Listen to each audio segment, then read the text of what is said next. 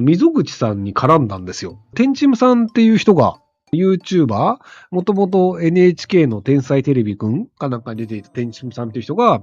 なんか裁判で負けて5億円払えと言われてるみたいなので、控訴するかどうかみたいな動画にあってちょっと話題になってたんですけど、で、なんか、ブラジャーを作ったんだけど、胸が大きく見えるブラジャーというのを作ったんだけど、実際テンチムさんというのは、包協手術というのをしていて、で、その包協手術をしていた結果、胸が大きくなってるから、それは、そのブラジャーは詐欺ではないかっていうのを、まあ言われて、で、返金するというので返金しました。で、そこで結果として損害が5億円でしたという裁判をしてるっていう話なんだけど、で、これね、僕ね、ちょっと、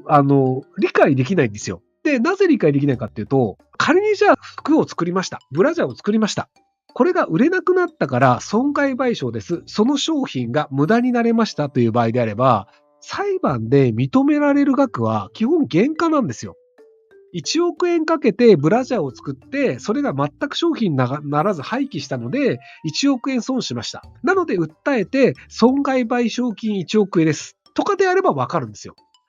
じゃあ、原価がいくらなのかって話で、服飾って、だいたい原価って3割とか2割とかなんですよね。で、インフルエンサーとかがやるやつって利益率多めに取るんです。で、原価でいくと2割とかだと思うんですよ。で、そう考えると、5億円ということは、原価で5億円だったとすると、売上が25億円のはずなんですよ。日本のブラジャー市場の中で、1年間で25億円のシェアってかなりでかいと思うんですよね。だから25億円ものブラジャーが売れるという前提で、5億円もブラジャー作ったっておかしくねっていうふうに僕は思うんですよ。こんなでかい金額発注するっていう。ある程度の額を発注した方が儲かるから、だからじゃあ原価としては5000万円ですとか、原価の5000万円といろいろなんかプロモーション費用とか含めていろいろかかったから1億円ですぐらいであれば、まあ確かにそうだろうねと思ったけど、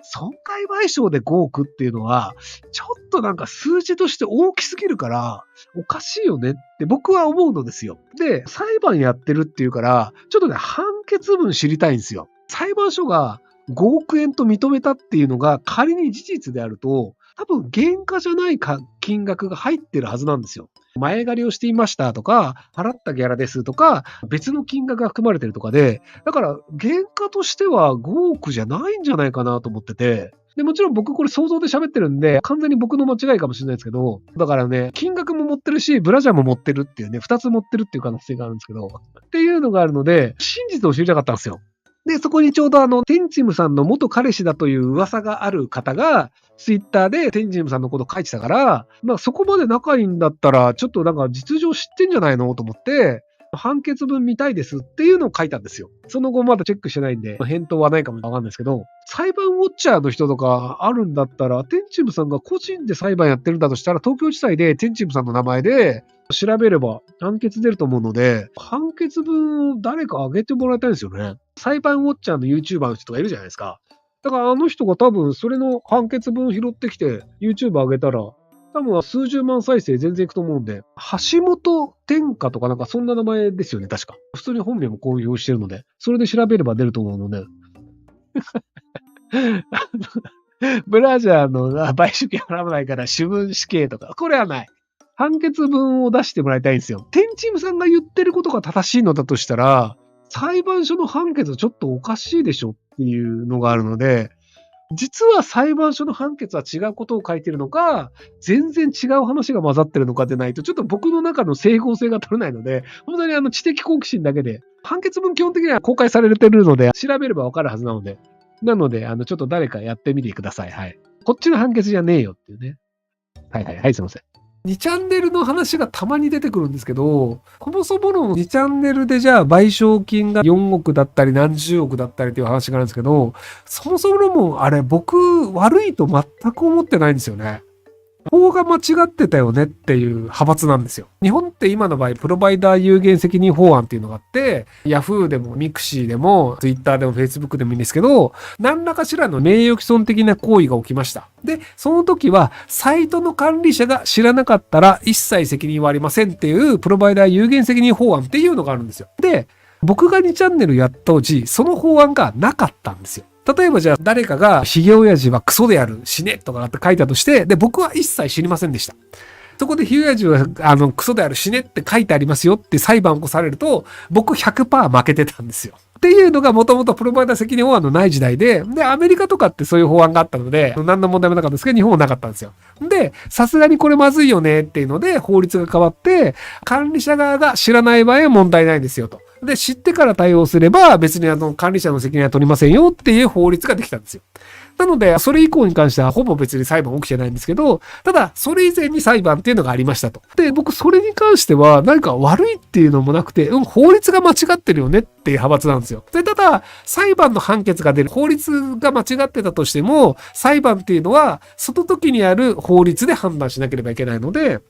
なので判決は出ますと。で、判決でじゃあお金払ってくださいっていうのが出るんですけど、ただお金払ってくださいという判決が出るのと、お金を払わなければいけないという法律もないんですよ。もともとプロバイダー有限責任法案がないっていう状況で、そもそも僕にその責任があるのがおかしいよねって思うように、判決が出た場合にお金を払わなければいけないという法律もないので、僕もそれどうかと思うんですけど、少なくとも、どんな変な法律だとしても法律に従うべきであるというのであれば、僕が負けたというのは正しい。ということは、どんな変な法律でもそれに従うべきであるというのであれば、僕が払わないというのも法律上ありなんですよ。なので、モラルで考えると、そもそもの法律が悪いよね。だから僕別にそれが良い悪いっていうモラルでは悪いとは感じてません。で、ただ、法に従うべきである。法律が全てである。であると、法律が全てだから、じゃあ僕は払わないという法のもとに認められた行為をするよねっていうだけの話なので、いまいち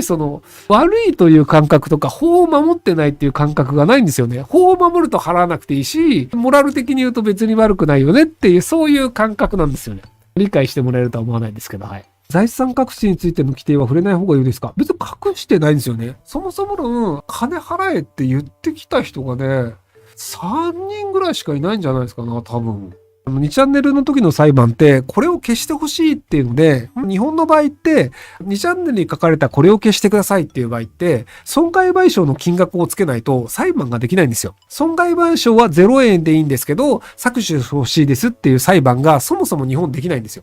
こういう損害10万円とか40万円とか損害を受けてるから削除をしてください。だから削除と40万円返してくださいっていうので、要はお金を請求しないとそもそも裁判ができないんですよ。なので裁判をします。で、こういう被害を受けました。じゃあ100万円です。で、その裁判の結果、じゃあこれは削除した方がいいですよっていうのを裁判所が言って、じゃあそれに対しての被害はこれだからこの金額払ってくださいっていう判決が出ますっていう話なんですよね。なので、実際問題じゃあ判決が出た場合に、削除してくださいって言われたから、判決が出たら僕が気づいた場合は削除してるんですけど、で、削除しましたよって言うと終わりっていうので、じゃあその分お金払ってくださいって言ってくる人が多分3人ぐらいしかいないんですよ。プロバイダー有限責任法案ができたのは、2005年とか6年ぐらいかな。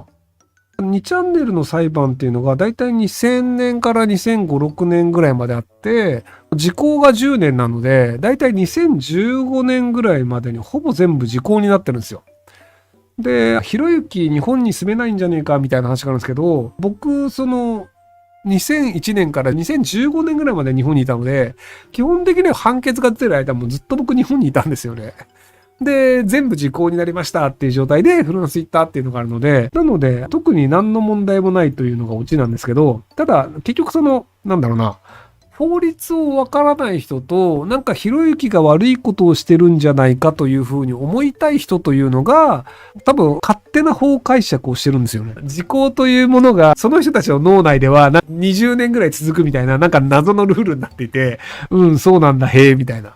っていうのがあるので、いまいちなんか真っ当な話をしてる人はあんまりいないんじゃないかなと思います。日本に資産があると差し押されるんでしょう。時効になってるので、そもそも差し押される人がいないと思うんですよね。なので逆に僕知りたいんですよね。僕が知らないところで、基本的には何にもしないと10年間で時効になるんですけど、10年間の間に時効にならないように再請求をかけるとか、もう一回裁判をするとかっていう制度があるんですよ。で、それを僕が知らない間にやってる人がいる可能性もゼロではないので、なのでもしそれがいるんだったら教えてほしいんですけど、聞いたことないですよね。ご視聴ありがとうございます。今回の動画はこちらからの切り抜きになります。